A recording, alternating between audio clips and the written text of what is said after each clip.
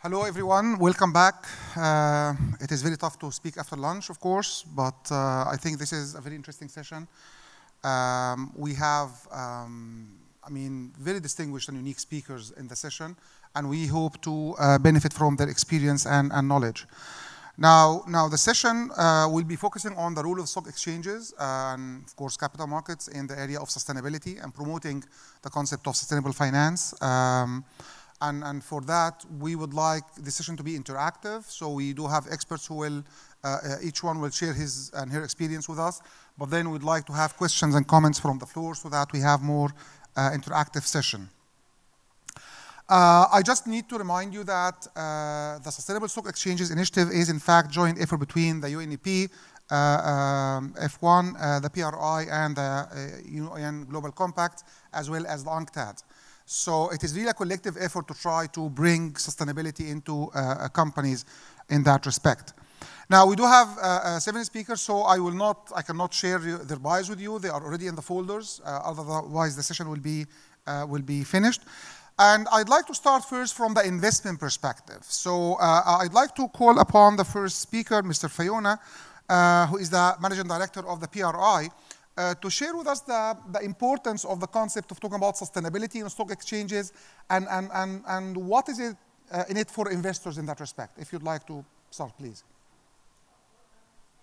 On? Yes. Okay, so as you said, the Sustainable Stock Exchange Initiative is a partnership which PRI is part of, and we're part of that because for investors, information from companies is really important. Investors need data, and they want to get good sustainability reporting, which is why we're really part of the Sustainable Stock Exchange Initiative. And today, just to talk a little bit about the SSE, we've got 60 exchanges now, which is fantastic because that's over 70% of the listed equity space. So a large focus within the Sustainable Stock Exchange Initiative for us has been about providing guidance to issuers and reporting on ESG information. So last year with the Sustainable Stock Exchange Initiative, we launched some model guidance. So guidance for exchanges about how they can get the right environmental, social and governance reporting to investors. And it really has been so far quite an effective campaign. Coming off, I suppose, what was quite a low base, we've now got 12 exchanges that have ESG-related listing rules. We've got 16 that provide ESG reporting guidance, and we've got 23 that are committed to produce ESG reporting guidance as part of the SSE campaign which is about closing the gap on guidance. And next year, we're going to launch a new campaign focusing on those 41 remaining exchanges that don't yet have guidance on ESG reporting. So as I said, for an investor, data and information is key, and we need to have good sustainability reporting from the companies that we invest in, and it's today what investors expect as basic about how they can do their job. How can I analyse a company properly? I don't just want to look at the bottom line. I want to understand how the company is thinking about environmental risk, social risk, governance risk. It's not just about CSR. It's about how I think about these risks and opportunities and how I'm factoring them in to the long-term value of a company. So that's really from the investor perspective. Yeah, I think one of the important statements which we always say is it is not how much money you make, it's also how you make that much money. So how are investors reacting to this? Do you really see investors interested in the area of sustainability and looking for companies which are sustainable, or are we still at the early stages in that respect?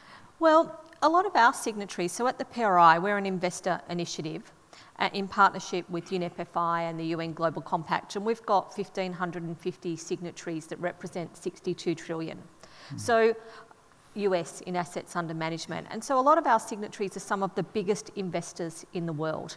And a lot of our signatories are very large global pension funds. So these are people who are investing people's pension money, and they've got time horizons, and they're matching liabilities over 50, 60, 70, up to 100-year time horizon. So they're not looking to buy and sell every day. They want to invest in companies that are sustainable and are going to create and give and drive value for them over a long period. And if they can see companies' long-term plans, if they can see how companies are thinking about risk, if they can see how companies are thinking about opportunities, and in the environment that we are today, where we're now in a post-Paris world, we've been talking over the last couple of days about the Sustainable Development Goals. How are companies thinking about the future, the next 10 years? This is what they want to know. Thank you. Now let's move to the regional perspective and dimension. I'd like to call upon Dr. Abeid El-Zaabi. He's actually the acting CEO for the regulator here in the Emirates, the Securities and Commodities Authority. And they have been paying a lot of attention to sustainability. So I'd like him to speak about what is the ESCA doing in the area of sustainability and why you think this is important for the UAE. Please.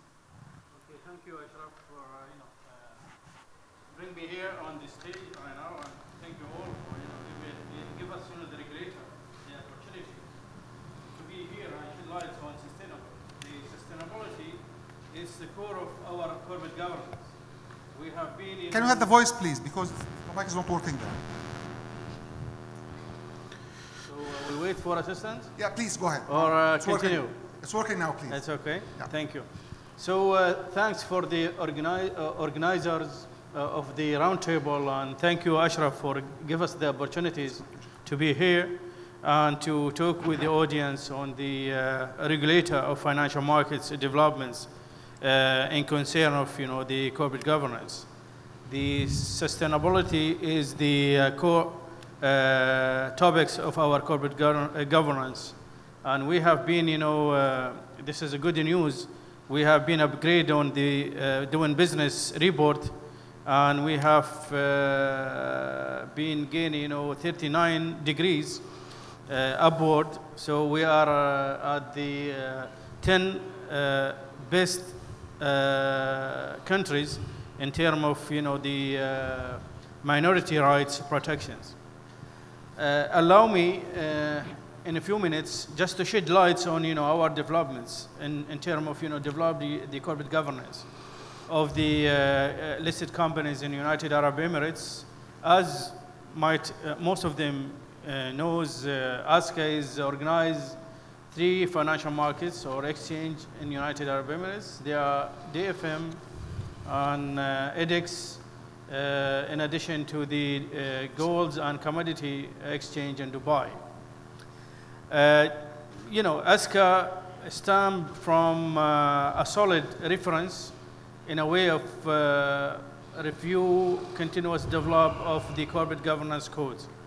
One of them, and the major, is the vision of the United Arab Emirates 2021, which aims to make the United Arab Emirates among the best country in the world by the Golden Jubilee of the Union. One of the vision pillar is to have a sustainable environments and infrastructure. Also, the United Arab Emirates governments want to ensure sustainable developments and to achieve a perfect balance between economic and social developments. Several national key performance indicators have been set for that and will have a role to play in support these goals. According to the several research reports such as IFC, sustainable practice contributes to long-term gains and revenue and profitability in corporate and finance investments. So there is a positive correlations between implementation of sustainable factors and the profitability. Also, the long-term growth requires strategies ranging from reducing waste materials of fostering trust through strong governance practices. ESG also reporting on emerging market that's the sustainability is most effective tool for boosting competitiveness and promoting sustainable growth for the United Arab Emirates economy as a whole.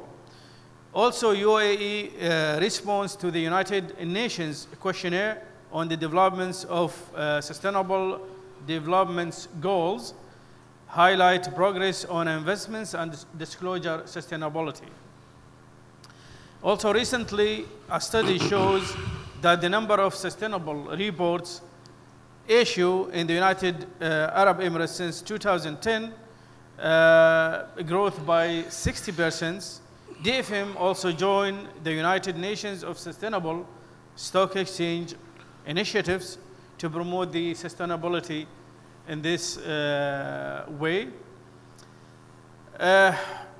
The sustainable financial markets in the United Arab Emirates, if we can take the corporate governance as an example, we have add a certain rules recently in a way to follow the international best practices. ISCA issued early this year new corporate governance rules implemented commercial companies laws, in addition to comply with the compulsory of requirement for publishing annual corporate governance and implementing the environmental and social governance, which is mandatory and should be disclosed in the annual corporate governance reports. If I may, mention for the new developments in the corporate governance, which is the gender equality, whereas the Article 40 from the codes mentioned that the target will be 20%, and we have set a certain procedures to encourage the listed companies to reach this targets by 2021. We are starting now to spread the knowledge, to change the culture in the listed companies to be more adaptations of the women, provide more trainings and more privilege and more trainings, mobile trainings sessions to enable women to be prepared for these achievements. Also, in the nominations process, we have made a change to allow equally opportunity for females to be in. This is, the approach, whereas, ASCA have been adopted as a policy, which, based on two elements, imposing a quota on the companies, in addition, required sufficient disclosure. And we see this is the good opportunity, a good approach, and it's according to the best practice, especially in developed markets. Yeah, so this is in a glance, the developments. Yeah, and the concept of the soft approach is really working for companies because it's a cultural thing. So instead of imposing 20% membership, so what's required is 20% nominations of female directors for board elections. And then companies must disclose every year the percentage of women on their boards. So it's like start of pushing companies towards the area of compliance with this gender diversity on boards, which is something I think new in the region. But also Morocco has a very interesting experience in the area of sustainability. So I would like Ms. Nezha, who's the chairman of the Moroccan Capital Market Authority, to tell us about sustainability in Morocco. Who is driving it, where it's happening, what are the key initiatives that are happening in Morocco, please?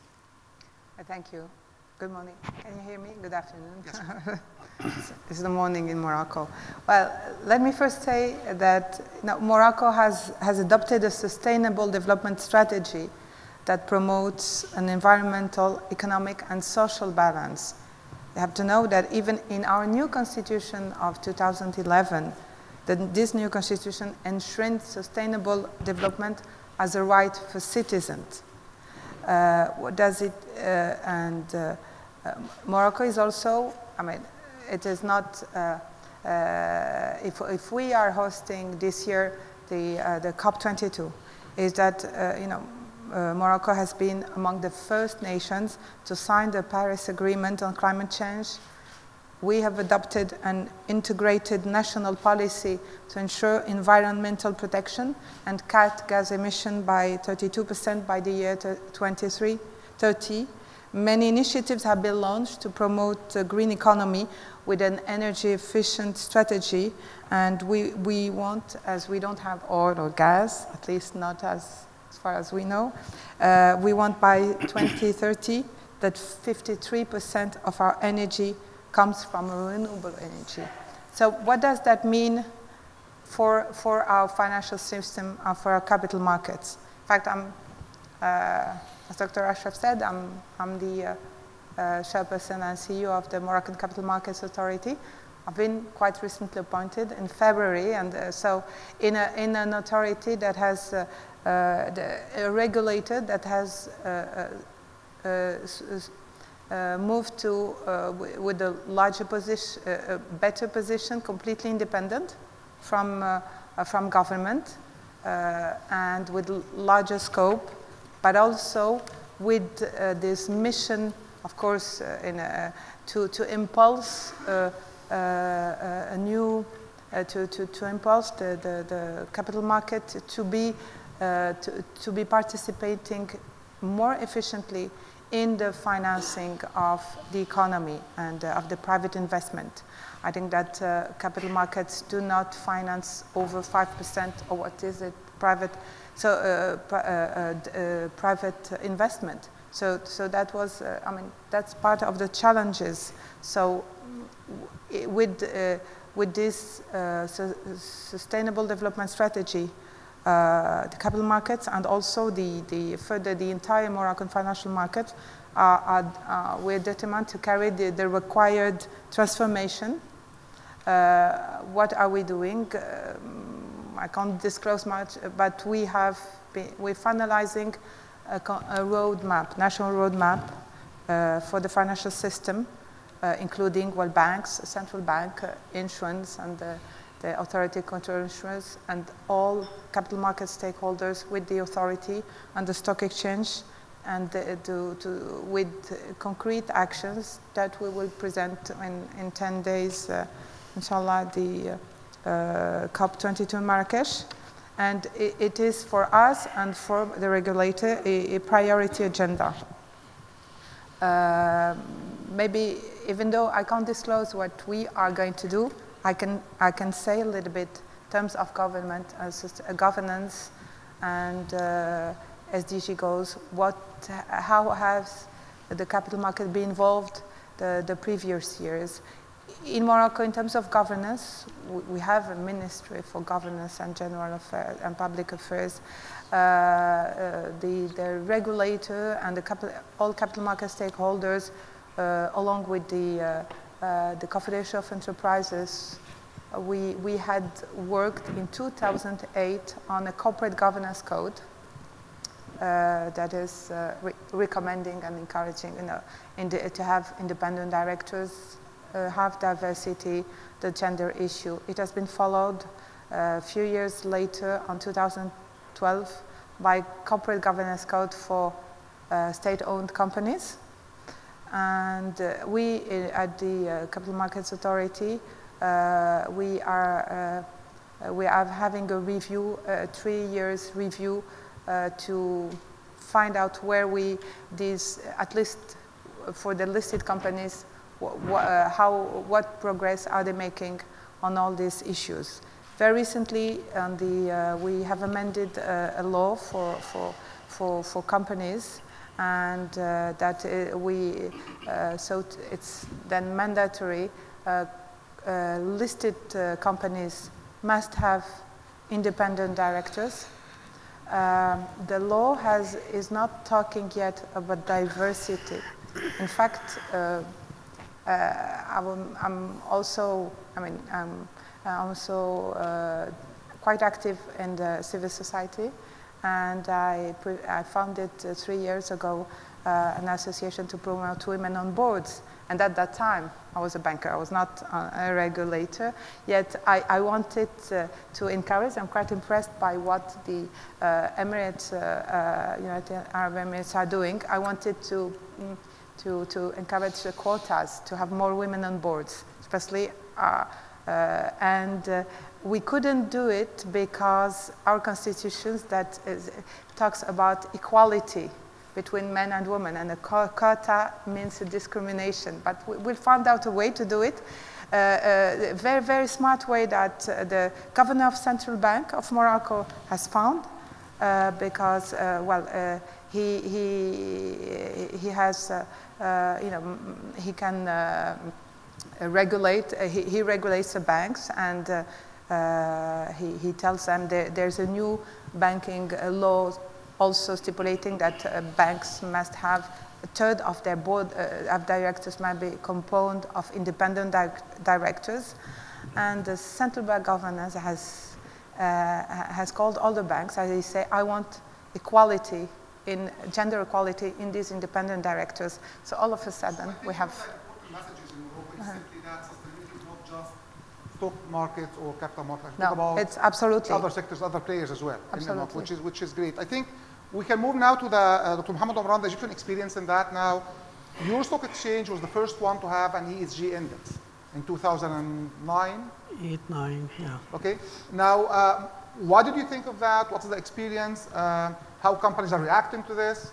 And what's your vision of sustainability within the Egyptian market currently? Please.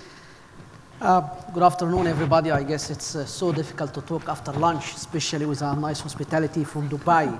I mean, I usually when I have a lunch in a day like that, it's better to go to sleep after that. But anyway. And I guess the moderator, Dr. Gamal, I guess he is mentioning the ESG because he is returning to the old days when he was the director of the Egyptian Institute of Directors. And we were together in a meeting in the UNCTAD in Geneva back in 2007, I guess, or 2008. And at that time, there was a presentation on the ESG index presented by National Stock Exchange of India and Standard & Poor. And India was the first country to have the ESG. And when we did return back home to Egypt, we have a talk with the Minister of Investment at that time, and we explained to him that we need to follow the Indian example by having ESG for Egypt. And it was like a three-party engagement between the Egyptian Exchange, the Egyptian Institute of Directors, and the Standard & Poor at that time, because they have the know-how. And we did work over a year and a half, I guess, to create what's called the Standard & Poor ESG index for Egypt. So it was live since 2010. So now we have like 6 years we're having this index, and we consider the Egyptian Exchange as pioneer in this field because we were the first country in the MENA region and second worldwide to have ESG index at that time. But after that, we became a founder member of the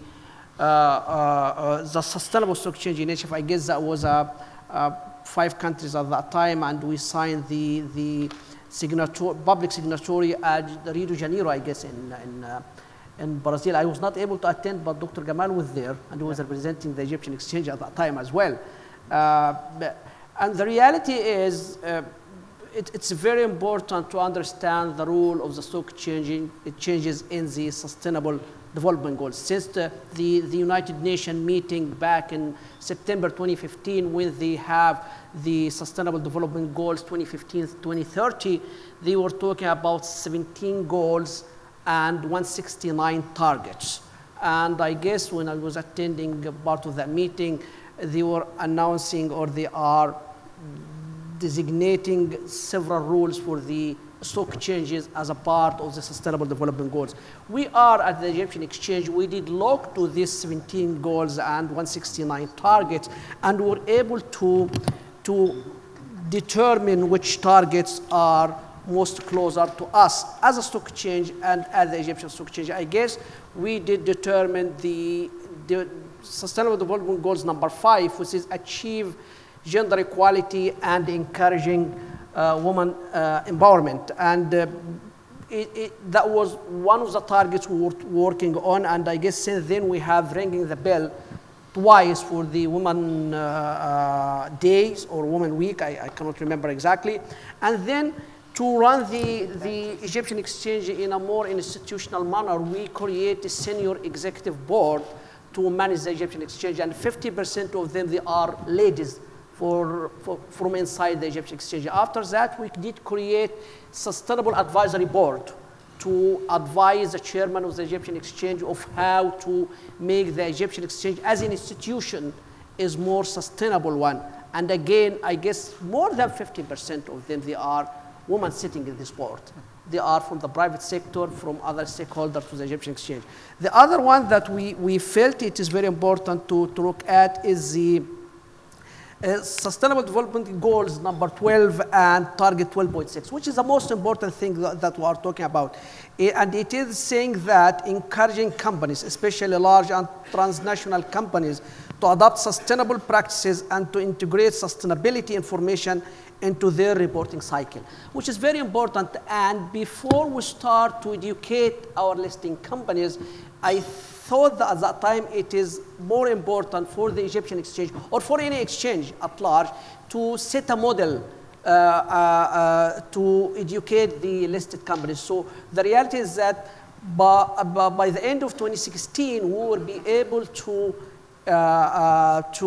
issue the first ESG guidance from the Egyptian exchange. Again, this is the first draft. We have it now. It has been approved by the Sustainable Advisory Board in 9th of October. We have like 3 days workshop with listed companies to get their comments and feedback. We send this first draft to our stakeholders, to the regulators, to the board of directors, and the deadline will be 15th of November. So I guess before the year end, because we committed to issue this guidance, we will have it before the end of 2016. In the meantime, the Egyptian exchange as an institution, we are committed again to create the first sustainability report for the EGX. But the year end will be 2016, so I guess 2-3 months after the year end we'll be able to issue the first sustainability report for the EGX. Why you are doing that? It is because it is not acceptable that you are asking your listed companies to issue sustainability reports, to follow the ESG guidelines, while you are not committed as exchange to do that. So part of your rules as a regulator of the market, besides the regulatory authority, of course, the Egyptian Financial Regulatory Authority, but because you are dealing more closely with your listed companies, it's better to tell them, listen, I am as an Egyptian exchange, I am committed, I'm helping the listed companies to show them the guidelines for the ESG, and I'm as exchange, I'm the first one to issue the sustainability report. So it is logic after that when you're asking your listed companies to follow after that. I guess in the beginning that will be in a voluntarily basis, but I guess later on some of these guidelines should be binding and it could be part of our listing rules and regulations. Okay, thank you, Mohammed. Now let's move to Amman Stock Exchange. Now Mr. Nader Azhar, he is the CEO of the Stock Exchange in Amman in Jordan. And they have conducted a study with the IFC on the impact of gender empowerment and equality on company performance. Can you please share with us some of the highlights of that? Thank you. And of course, other initiatives that the Stock Exchange is doing in that respect, please. Thank you, Dr. Ashar. Thank you very much. Yes, but in fact, sustainability is a very big word. It's a huge concept that touches actually all walks of life and makes the whole globe much better place to live in. As for the gender equality in cooperation with the IFC, matter of fact, yes, last March, as a Amman Stock Exchange, we rang the bell at the same day of the International Women's Day. And we were, I think, one of the probably 40 exchanges around the world. Not only that, actually, more importantly, is when I looked at the number of female at the ASC, at the Amman Stock Exchange, it was, it was actually 48% of the total staff at the ASC were women or are women up till now. And this percentage, if we probably do some research on that, I don't know, it might be one of the highest in the region, worldwide, whatever it is actually.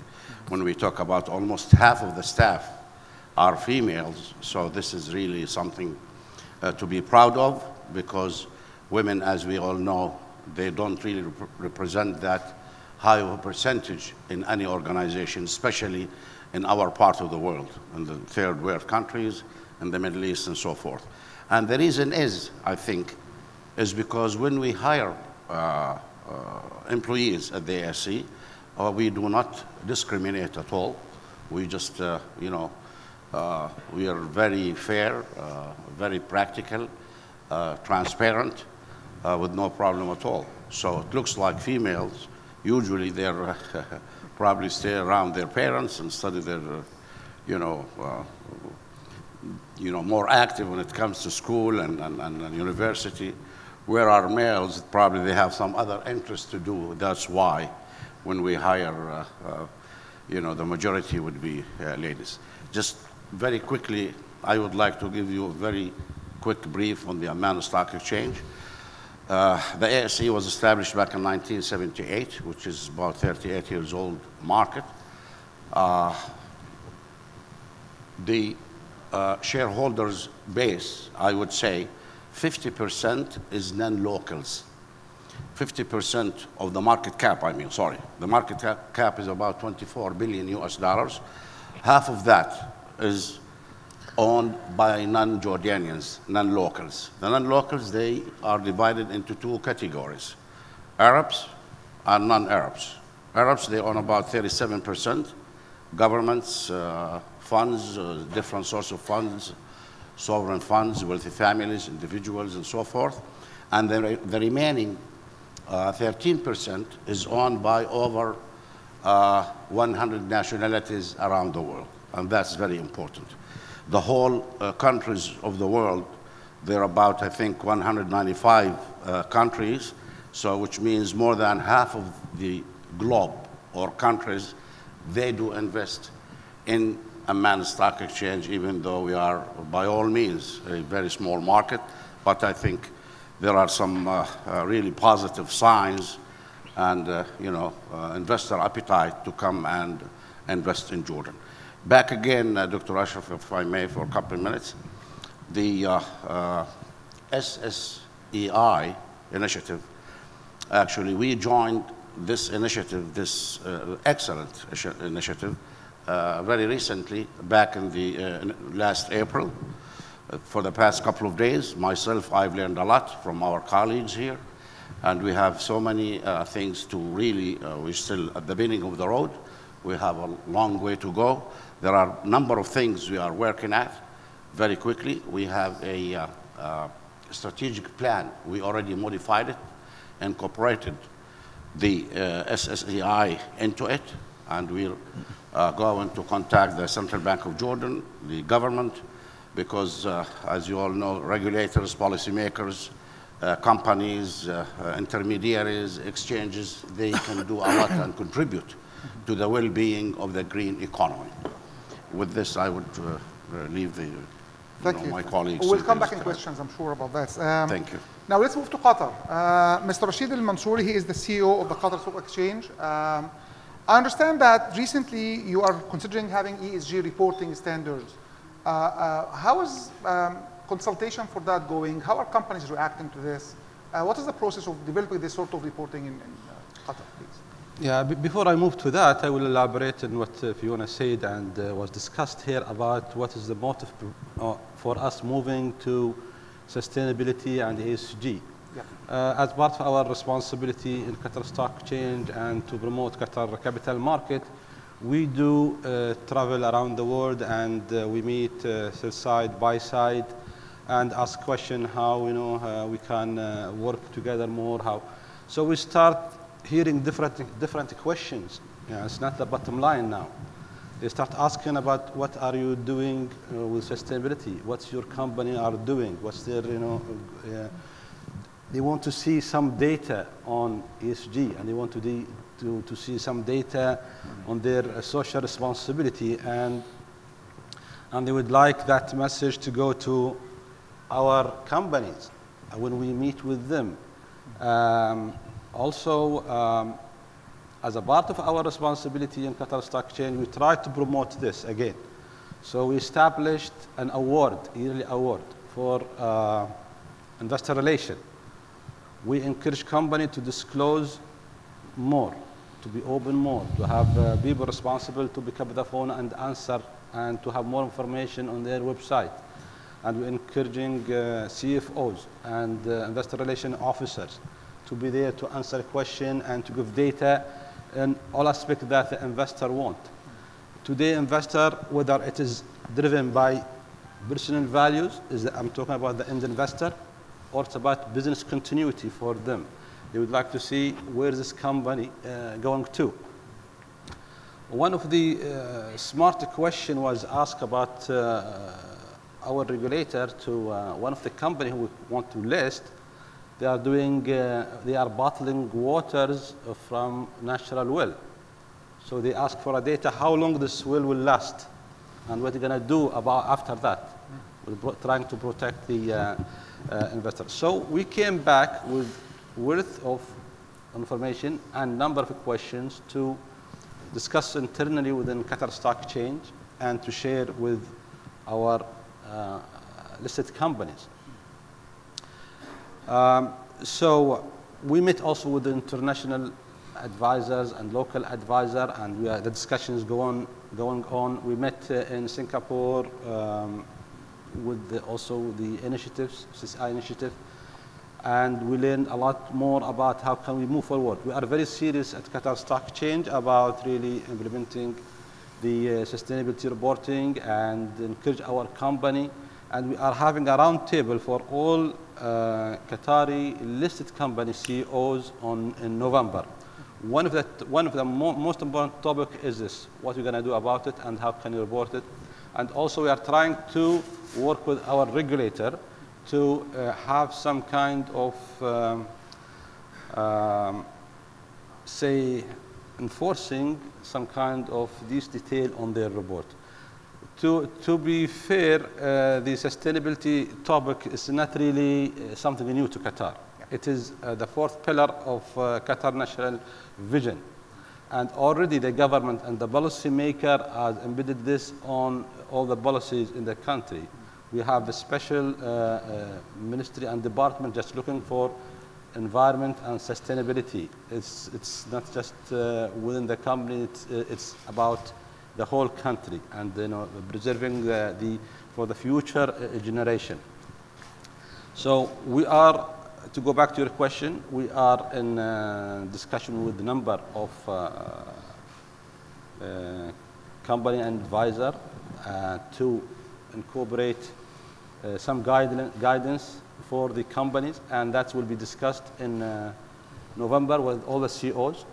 So we are moving and we are taking very serious step toward that goal. Excellent news, actually. I just have to mention something which is, I think, relevant to all the discussions. Now, following Egypt, what we did in Dubai here on 2010 is we developed an ESG index with Standard & Poor's as well. But that is actually a regional index covering 11 markets of the region. So all the big markets are part of that index. And what we do is we take the top ESG companies and make them part of that index. And a couple of years ago, I had a report to compare between return on investment on companies in the ESG index vis-a-vis the rest of the market. And the results just were amazing. These are numbers which actually came out from the study. So these are actual numbers. Now, the ROI of companies in the index is 50 to 100% more than companies outside of the index.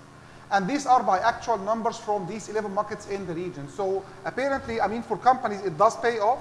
And for investors as well, it actually does pay off.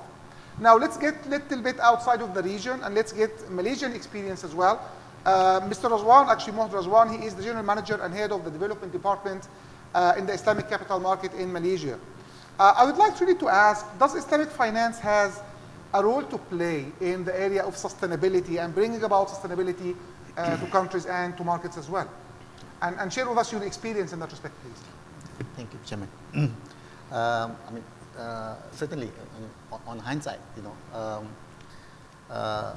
when we developed the Islamic capital market way back in the mid-1990s, we never knew that basically it is part of the bigger agenda of sustainability today, right?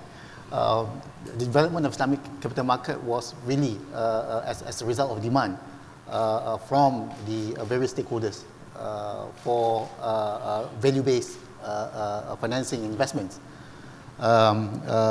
during those times.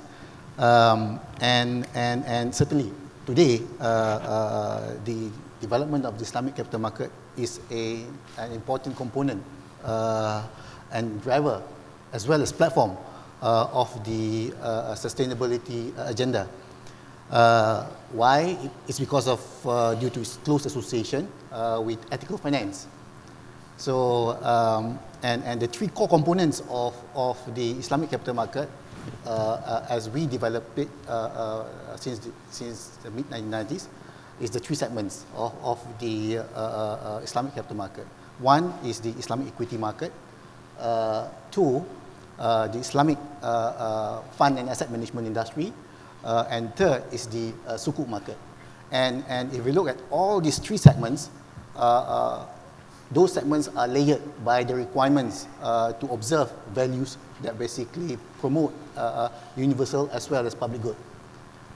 So in a sense, this is part of the sustainability agenda that we currently aspire to basically achieve. So in that sense, what does, as regulators, as capital market regulators, as well as the exchange, do to support growth and development in this segment of the capital market? For the Islamic equity market, way back in the 1990s, as part of the Sharia governance framework for development of Islamic capital market, the Sharia Advisory Council of the Securities Commission developed a screening methodology, basically which is exclusionary in terms of its approach, where basically they draw parameters to exclude companies that are non-permissible from a Sharia perspective. Those who are involved in gambling, alcohol, weapons, and the likes. So to a certain extent, these have basically created a universe of companies that are listed on the stock exchange. To date, we have about 680 companies listed on the stock exchange that are designated as so-called Sharia compliant companies. And the stock exchange, basically, we release the list twice a year, because the due process of screening the companies takes the whole cycle the whole cycle takes about twice a year. So we release the list twice a year, and the exchange would designate the trading of those companies, the trading of those stocks, designated as Sharia compliant stocks. So investors are aware when they trade into those stocks that these are stocks that are deemed to be in compliance with the Sharia requirements. And this universe, these 680 companies, has really created a viable Islamic fund and asset management industry in Malaysia. And to a certain extent, it has basically influenced and shaped one, corporate behaviors, two, investors' behaviors, right? And we find that basically it's an important strategy to basically promote basically sustainable development. Second is the second component, the third component of the Islamic capital market is basically the sukuk market. When we first developed the sukuk market way back in the year 2000, the first component that we basically undertake is to develop frameworks, the sukuk frameworks. And interestingly, companies that are listed on the stock exchange, companies that are not listed on the stock exchange, basically found that basically there is value to basically tapping the capital market, mobilize those capital for productive economic purposes that meets the requirement of Sharia within the values that we have basically set earlier, within the parameters. And today, the sukuk market makes up more than 50% of the total bond market in Malaysia. And globally, it is the biggest sukuk market. We find that basically this notion of developing the Islamic capital market, right, in itself becomes a value proposition that not only basically attracts basically liquidity, pooled liquidity, institutional as well as your retail investors, but also basically shapes the corporate behavior, because through active intervention by institutional investors, by the like of pension funds. In Malaysia, we have two pension funds, the EPF, which is a private retirement system, the private retirement institutions, as well as the government pension institutions. We see that they increasingly play a significant role in shaping behaviors of corporates to basically operate in a manner that conforms to those values, these universal values, and to promote public good. I think to a certain extent, we have been successful in terms of developing the capital market. And interestingly, development of those three segments of the capital market to a certain extent basically complements the more current sustainability agenda associated with stock exchanges, right, in terms of sustainability reporting, for instance. And we find that the earlier approach is very much voluntary in nature, right? If you look at the screening strategies using the Sharia approach, development of the Islamic fund industry, right? These are very much voluntary in nature, right? Because the assessment undertaken by third parties, as opposed to, for instance, the sustainability reporting regime that we are currently adopting, embedding it within the listing rules of the stock exchange, which makes it mandatory on the part of corporations to basically disclose their ESG disclosures as well as ESG performance. We find that basically even on a voluntary basis, we have managed to create a viable and sustainable industry that promotes basically good values. I think we have to stop here so that we allow the audience if they have any comments or questions. But I'd like, before the audience, actually to go back to the speakers and see if they have questions and comments on each other's sort of points. So I'm sure the PRI would have. Please. So, thank you. Well, I wanted to say, as you can see, it's from an investor point of view, why it's so important to have the Sustainable Stock Exchange Initiative and why it's so important to have exchanges focusing on sustainability issues. I talked earlier about some of the statistics about how many exchanges that we've got doing things. But if you just listened to the exchanges here, who I wanted to congratulate, look how much work is going on in this region on sustainability issues in a very broad sense, but particularly around gender issues. When I was listening, I thought, I think I'm going to have to move to the Middle East if I want to be on a board.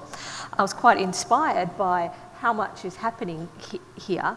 And I think that is because, investors are wanting to talk to companies about what they're doing, and they want exchanges to play a key role. And by having that focus, and then particularly the transparency that you are getting the reporting from companies, then we can measure what's happening, and that's the only way that we're going to get the change that we need. And again, so I think it's a really important initiative, and I just want to applaud all the exchanges for all the fantastic work that they're doing, and I think for guiding a whole lot of other exchanges in how they should be promoting sustainability issues. So this means we'll see the PRI more in the region in the future. Definitely. Okay. Dr. Muhammad, please. Yeah, it's always my position whenever I attend meeting is to look whether or not we have the most of the stakeholders with us. Look to who's sitting at the table. Stock exchanges, regulatory authority, investment side, and we keep talking about ESG for our listed companies. And it is very much encouraging in the future meetings is to bring the missing part, which are the listed companies. I mean, we are talking in a closed room about something we are encouraging our listed companies to follow, which is the ESG guidance, for example. But they are missing, and in most of the meetings, they are missing. So you have the 3 dimensions, but the 4th one is not there. Regulatory, stock exchange, regulatory authority, investment side, and we are talking about something that is not attending here. So my view is still that we need to close the circle by having the most important element that we are talking about, which is the listed companies. Well, I mean, I fully agree with you, but just to give you heads up, how come we are having our annual conference in 2 weeks' time? It's actually about corporate culture, in which we focus on sustainability, and most of those who come, around 200-300 people, Right. are actually companies from the region. And so we gave the messages to them about, you know, how investors looking how they are looking for, and so on. Dr. Abid, you want to say something, please? Thank you very much. We need to decide which approach we need to follow in a way of, comply with the standards such as sustainability or, renewable or green standards or, carbon standards. But we need to decide which approach is. Is it a merit approach or the disclosure approach? Because, once, somebody touch, the 4 dimensions is the listed company. Listed company always concerned about, the cost. Because sometimes, the regulatory requirements result in a burden of, cost. So once, cost is, the main concern of the listed companies, so there is a resistance to follow any additional requirements. And this way, we need to convince them. We need to, undergo, the cultural changing programs, education programs, training programs, should be on the ground. Yeah. You want to say something, please? Yes. Regarding the Sustainable Stock Exchange Initiative, I've said it to the promoters. I think regulators should be also included, not only stock exchanges, if we want this to implement, if we want enforcement regarding these issues. So I think that would be important, and I can tell you that the Moroccan Capital Market Authority would be very happy to be partner in the way that you may find it more suitable. The other challenge that I see, at least regarding our market, first I wanted to say that I'm in a market where, of course, well, you have the stock exchange, but we also have an important corporate bond industry where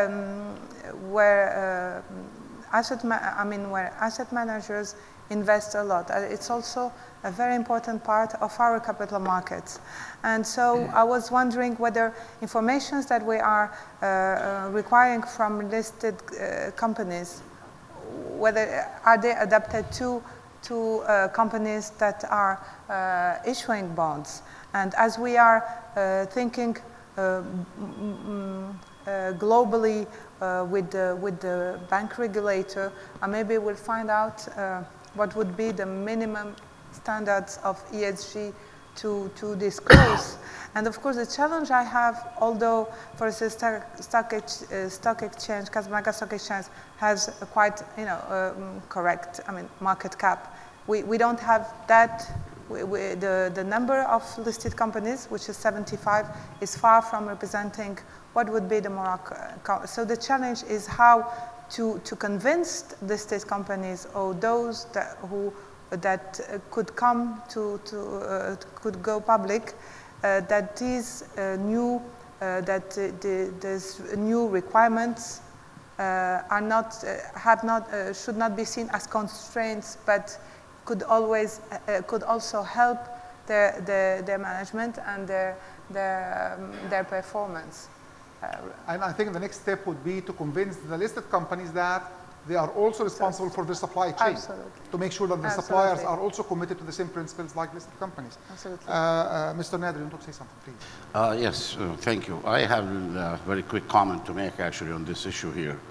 You know, stock exchanges and regulators, they have so much power to influence sustainability, especially when it comes to the World Federation of Exchanges. That's the largest federation worldwide. They consist of 64 exchanges or countries. I would say they have a market cap, according to the latest statistics last August, they're about 70 trillion US dollars worth of market cap for all the 64 exchanges that they have over 51,000 companies listed and traded. So this amount of money and this weight of funds worldwide actually consists of about 95% of the GDP worldwide. So regulators, exchanges, policymakers, they have to put some pressure actually, you know, on these companies to get into this initiative, because at the end of the day, you know, they're huge all over the world. And not only that, I mean, they have all sorts of industries. You're in insurance, you're in banking, you're in investments, you're all sectors of the economy. So there is a big responsibility on the part of the regulators, exchanges, central banks, governments, policymakers, to be able to really communicate with these companies in order to really go into this green economy, hopefully. How much of the sustainability agenda item should be left for companies' self-awareness and maturity, and how much should be taken to regulation and enforcement? Just let me remind you, 15 years ago, when we did start to talk about the corporate governance. I mean, after the corporate America scandal back in 2001, you have the OECD, the corporate governance guidelines. And at that time, nobody was talking about the corporate governance. And when we start to talk to our listed companies about the best practice of corporate governance, there was a huge resistance because they consider this a sort of burden. But nowadays, every company recognizes this is something is very much needed to make the companies more healthy in their decision-making process and for their way forward of how they are doing business. I think we should learn from our history, and I guess even if you find some sort of resistance among listed companies in terms of ESG or in terms of sustainability, but I guess by time they will recognize that this is for the best of the companies. The same happened for the corporate governance. But I did not say that, so my position again is to start like what we have done before, comply or explain as a first stage. And in a second stage, after you have sufficient awareness among your listed companies, after you have more educational program to teach them what we mean by ESG and sustainability and how much this is for the benefit of these companies. I think after this stage, the second stage would be to choose some parts of this rules and regulation to be part binding of your listing requirements. But I still believe that in the beginning, it should be in a voluntarily basis, and after that could be some sort of, companies should comply according to your rules and regulations. Okay. Now, do you have any, I actually cannot see that much points on the lights. Do you have any comments? Yeah, we have a gentleman here. Please, can you just identify yourself, please? Thank you. I'm Rafael Salas from Mexico. And, well, one comment and one question. The comment is, we wish to promote socially responsible investments on the stock market, but unfortunately, if the people doesn't understand how the stock market works, they will never make socially responsible investments. So I think we need to put too much effort in financial education. That's the comment. And the question is, how can you envision the democratization of the stock market? And what do you think about that, the democratization of this issue? because sometimes I believe that this is only for elite, and we need to talk to the crowd, not only for a small group of persons. Can you just explain more what you mean by that, please? Democratization or Democratization. Democratization? I mean, Yeah. having more To open the investors, doors to more the individual crowd. investors. From democracy. Democratization. Take the second one. Okay, please. Oh, well, I don't know if I'll exactly answer your question, but at the end of the day, who's invested in the stock market?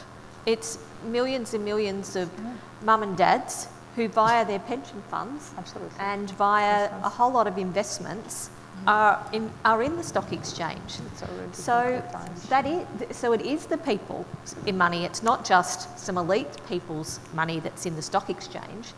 And by trying to focus on environmental, social and governance factors, it's not just about taking a few companies and saying these ones are the ones that are socially responsible.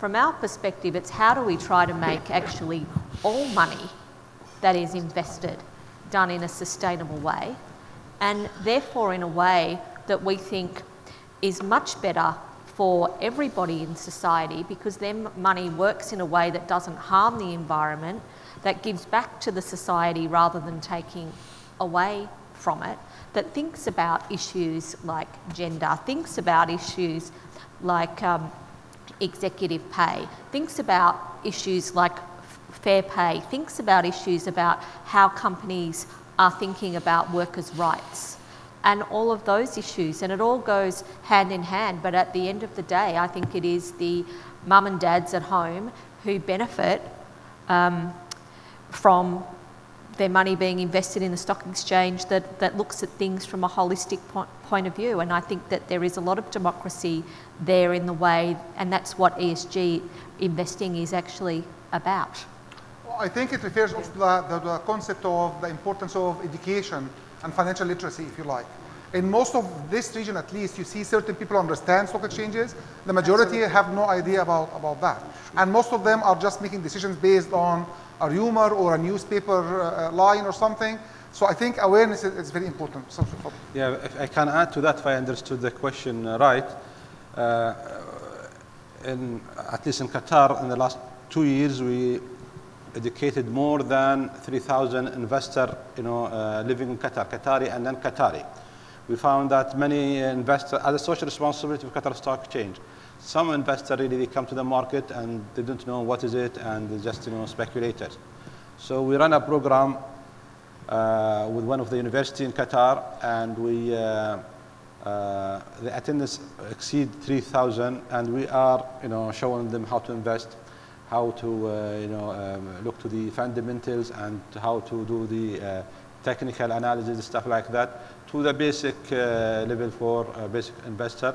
It's like 5 days course, around 2 to 3 hours per day in the evening, to make it available for everyone. Also, we have a continuous program for all schools.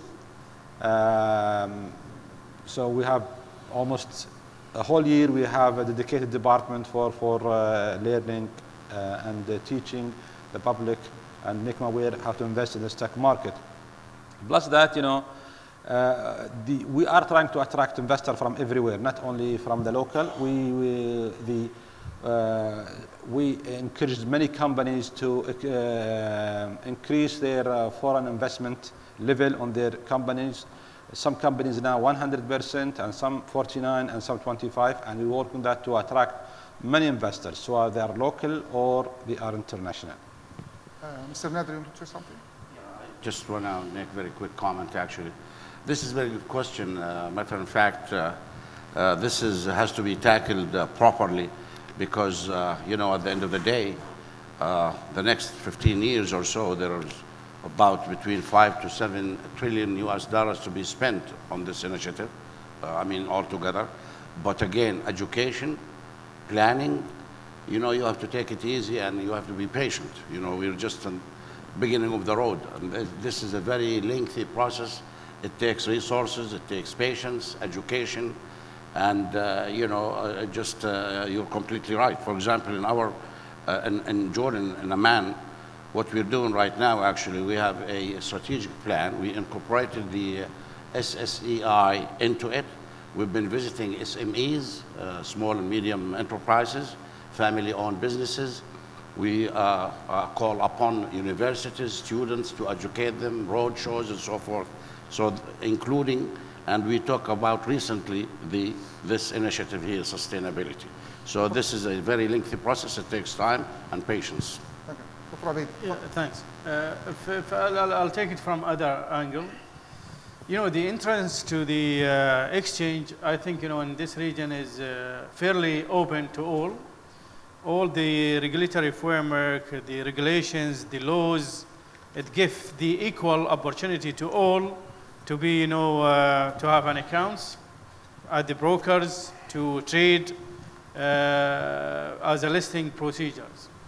Also, if we took it as the primary markets at the IPO process, also our federal commercial laws, it put more burden on the rich people or the, you know, the business owner to, you know, concern or preserve equal opportunity to all the public to participate in the IPO process. So it's you know, controlled by the laws, and everybody has the equal chance, opportunity to invest in the public companies here. But then education remains to be the key issue. Any other comments or questions from the floor? Gentleman here, can we have a mic here, please? Okay. Okay, we have two. Please. Hi, my name is Blake Good with the Responsible Finance and Investment Foundation. My question is about what role do values-based investors, and specifically in Islamic finance, play in stock exchange and regulator efforts on sustainability? As I mentioned earlier, I mean, the screening methodology that we basically develop, I mean, either by regulators or service providers out there, has certainly played an increasing role in terms of attracting liquidity from either institutional investors as well as the retail investors who align themselves with this value-based notion of investing. And we know basically, you know, those value-based investing are basically promoting shared values that promotes universal good as well as public good. And increasingly, pension funds, for instance, in Malaysia, they have set an agenda to allocate 25 billion ringgit, for instance, a year to ensure that this money would go towards investing in a value-based investments, whatnot. So it is an important component of the SRI spectrum, because if you look at the SRI spectrum, it's very broad. Right. You have your ESG integrations, you have your exclusionary or negative-based screens, you have norm-based, up all the way to sustainability as well, social impact investments. And certainly, we need to really dissect each segment of the marketplace and basically identify the sort of investors that align themselves with the various segment of the SRI segment. Thank you. We have a final question for the time. Please, go ahead. I have a question about the excellent work that these exchanges and the regulators are doing about reporting guidelines. It's excellent to hear that the progress and also the Egyptian Stock Exchange is thinking around going voluntary first and then hopefully enforcing that a bit more. In an age where these risks are coming in a very shorter time frame, what can be done to make sure that the market adopts these guidelines in time before these risks materialize? What can you do to make that switch from voluntary to mandatory in a reasonable timeline rather than having it drag on? I think it's an important point for, I mean, if you leave it to the market, it might take forever. So I want to make sure it's... I mean, you cannot say there is a specific time frame, but again, I mean, first you need to make sure that you have done your job. I mean, to get your listed companies involved, and I guess what we are doing now during this week, we are meeting the entire listed companies in the Egyptian exchange. We have more than 270 companies. We are bringing them over 5 days, around 50, 60 for these companies every day, just to get them engaged in the process before we are issuing the ESG guidelines. So the reality is that first thing that you need to give them the feeling that they are part of this process. You are not just imposing something out of the blue. No, they are encouraged to participate, to send their comments, and before you are issuing your final draft, they will take part of that, they will send their comments, and you have to take that into consideration. I guess the second stage is to try to see how these guidelines could be implemented in a voluntarily basis, as I mentioned first. I mean, the reality is that from the investor's point of view, I guess the more committed companies to the ESG, the more valuable they are for investment community. And as Dr. Gamal was mentioning, there is some academic and non-academic studies. They look to the performance return on investment for the companies. They are more committed to the environmental, social, and governance related variables compared with other. And I guess it has been shown even in the Egyptian exchanges that the Standard & Poor's ESG index giving investors more returns compared with, for example, the main index EGX 30. So the reality is that there is facts that who invested in companies that are more committed with ESG, they are having a higher return. So the reality is that this gives encouragement to the companies to be more committed because they know that the market is paying back for them. When we are moving from the voluntarily basis to the obligatory one, I guess it will take some time. In the old experience, I guess it takes around 3-4 years before you are moving from comply or explain for the best practice for corporate governance until you have part of that to be part of your rules and regulation.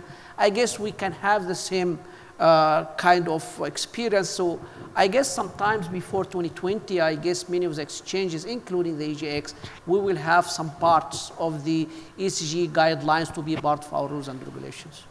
Although already many of the governance ones are in most of this. Yeah, many of them. Yeah, but so most of the governance ones are already there. But still, the issue related to corporate social responsibility and environmental related issue, it should be binding in somewhere in your rules. Okay, we are out of time, but I just would like to give a chance for any of the speakers to make a final comment if you'd like to, or please.